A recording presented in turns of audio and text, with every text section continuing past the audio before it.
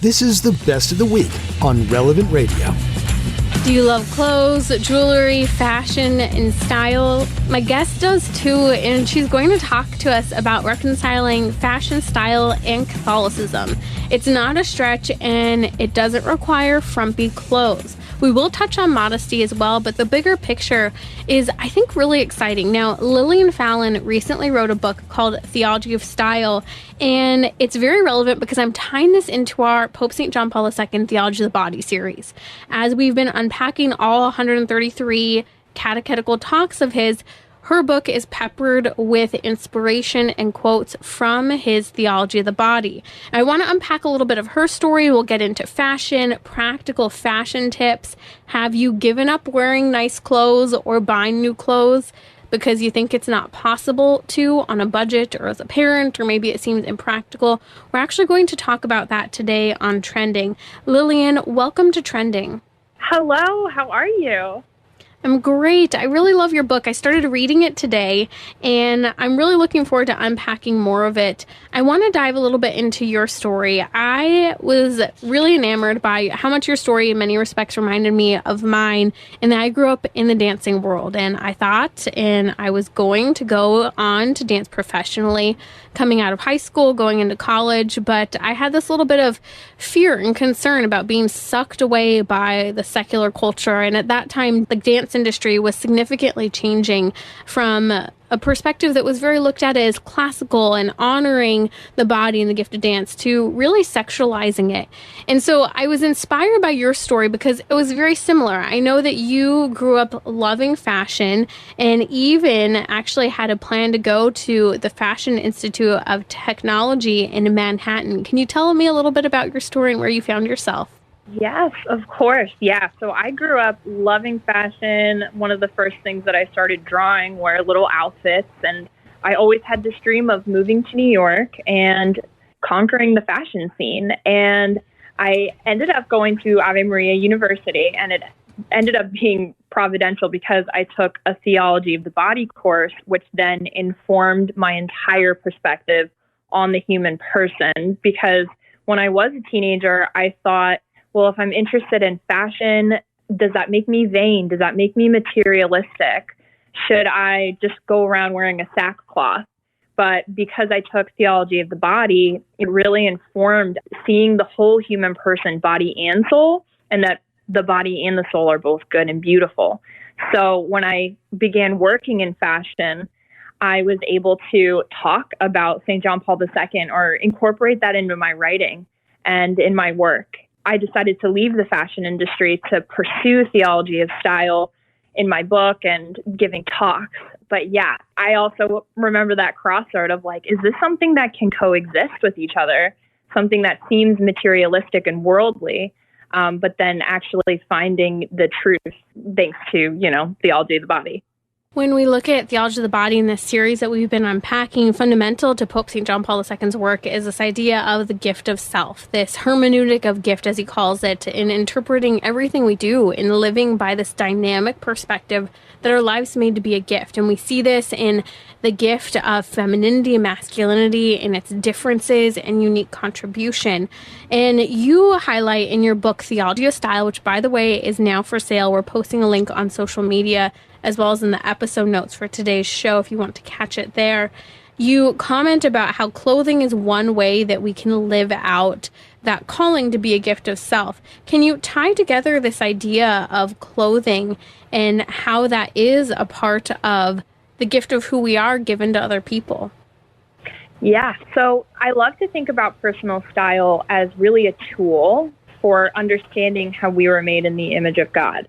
And really, the more that we dress in a way that helps us to see ourselves as God sees us, the more we're able to share ourselves, give ourselves back to God, but then also to share ourselves with those who encounter us. Because clothing is a means of communication.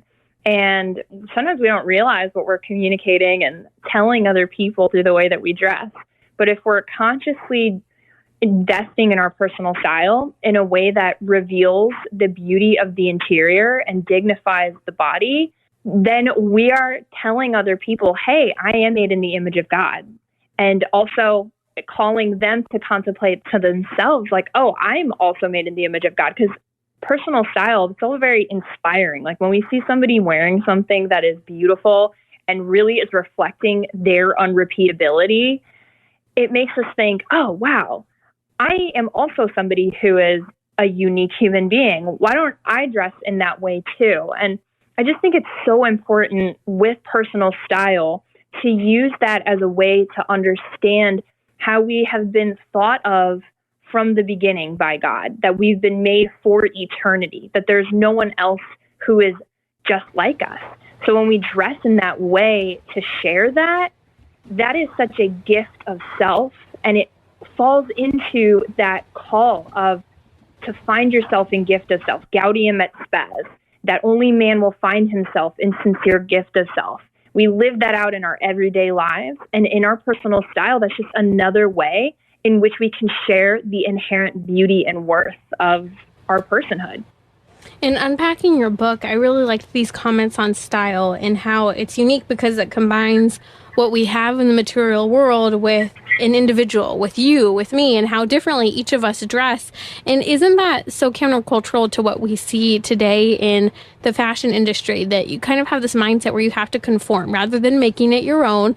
There's this conformity of everyone kind of wearing what everyone else wears. I see it perpetually right now in the crop top outfits that it seems to continue to be a trend for well over 5 years now. I thought that was left in the 90s or in other generations.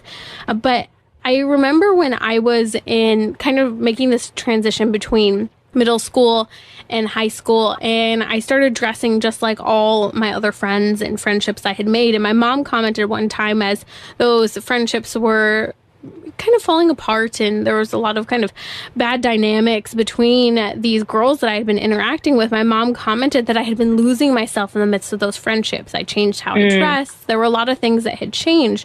Yeah, I see that in terms of the current culture we live in, that we tend to kind of have this pressure to dress in a particular way that maybe doesn't fit our body style, maybe our age or state in life. Yet what I loved in your book is you commented about how much you love fashion. You saw yourself even in the fashion industry losing a sense of your own personal style. Yeah, it was crazy because you think that in New York City you're going to find people who are dressing completely differently from one another. Actually find people who are very much following the crowd and the trends, and they all look the same. And I started assimilating and wearing the exact same thing that everybody else was wearing because I was so desperate to fit in and to belong. And that's such a normal human desire. We are all called to unity. We want communion with each other. But the problem is that when we incorporate that with an industry or just kind of pop culture in general, we find ourselves essentially becoming, I don't know, like slaves to whatever this like industry is telling us what to do. And that natural desire for community and for union with others and to belong we end up losing that God-given, one-of-a-kind, that sense of individuality. And so I found for myself that like I didn't recognize myself, and my faith life actually started diminishing. It's funny that you bring that up about your friends, like as well, where you kind of lost yourself. Like when I was in New York and just trying to be like everybody else there, I was really looking to the world to affirm me. I was looking to the culture to affirm me. And if we use personal style as a way of understanding how God made us, then all we will care about is like, how does God see me? Like, am I good with God? Like the only affirmation that I'm trying to get is, my Lord and Savior. Yeah, like when it's amazing how personal style is actually something that can help your relationship with God in that respect. I think this is so keen to a woman's desire to be seen, to be beautiful, to be loved. And it ties back into Pope St. John Paul II's Theology of the Body. As we've been unpacking this series here on Trending, we're walking through all 133 of his catechetical talks, really diving into what isn't just a theology of sex or marriage, which it is often reduced to, but actually human anthropology. He focuses in his Theology of the Body on this idea of self-discovery and how fundamental freedom is in being able to make yourself a gift of self, and also in understanding and seeing that complementarity of the unique gifts that men and women uniquely have, not just within sexuality and the sexual complementarity made for creating children. And I thought this was very keen in your book in that you emphasize that connection to self-discovery. And I saw Pope St. John Paul II's work right there, because we lose ourselves in fashion, especially for me being a mom of 2 kids now, and your body changes. You have children, you need to wear different clothes when you're nursing versus when you're recovering from postpartum, when you don't fit into the same clothes. And it's easy to sometimes to kind of throw your hands up in the air and just wear whatever. But what I found is that fashion, especially for me, is such, I think, a key part of feeling presentable, and like you said, giving yourself to others, that effort that sometimes seems meaningless or wasted, actually, it's okay to take that extra time, whether it's for yourself, but also in presenting yourselves to others as well. Oh, absolutely. And in my book, I also talk about how feminine beauty is such a gift. That is something that's so unique to women in general. And our beauty is essentially a part of the way that God made us biologically, which is that we can conceive life in our wombs. And our beauty is a sign of that raised nature. And when we dress in a way that expresses our beauty, all beauty calls those who contemplate it to contemplate the divine.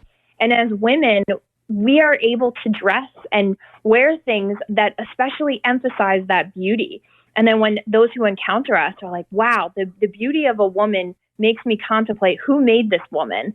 And also just the beauty of a woman points towards, think about Our Lady, who is the ultimate woman, the ultimate beautiful role model for us. And then just the femininity of the church itself. We refer to the church as female.